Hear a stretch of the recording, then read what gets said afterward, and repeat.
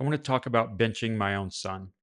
So there was a time when my youngest son started. He's 14 now. When he started playing with us at 8U, 9U, he was our best player. He was the fastest, most athletic kid on the field. He was my most consistent hitter. He threw the most strikes. He did all the things well that you want 8, 9, 10-year-olds to do.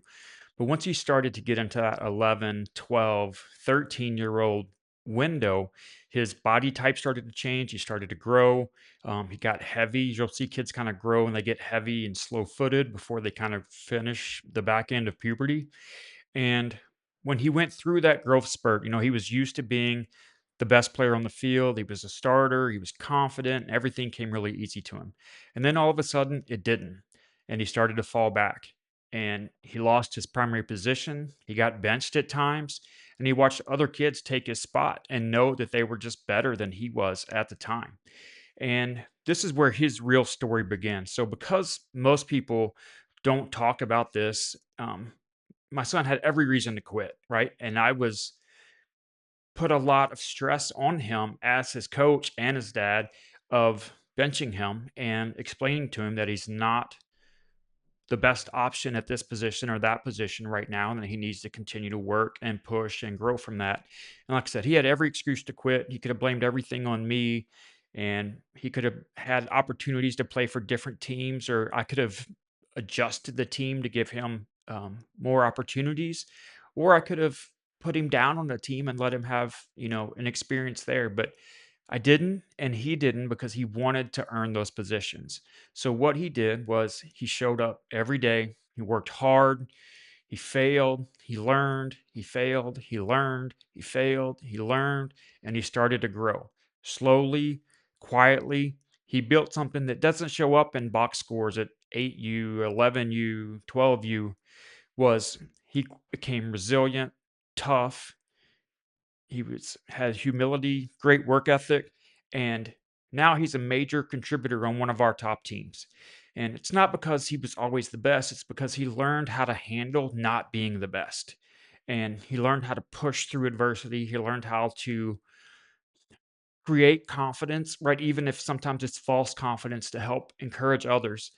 But he understood who he is as a player and what it takes for him to be successful and what he needs to do from a training standpoint, both at home on his own and in practice. And now that he's at 14, he's having his best offensive season he's probably ever had. He's pitching as better as he's ever had, and he's playing third base as good as he's ever played it. And while that excites me for him, I know that what the groundwork that we've laid for him as he gets ready to transition into high school is the physical skills and the hand-eye coordination. All those things are very, very important, but the work ethic and the tenacity that we have ingrained in him to push through hard times, I think is going to be his most valuable asset when he gets to high school next year and starts playing for other coaches. And that, as a parent and as a coach, is something that excites me, and really what drives me is it's easy to teach kids how to play baseball and how to go win a lot of games, but it's really hard to make kids tough and mentally tough and make them learn the game, make them hungry for the game to the point where they start taking ownership of their own practice.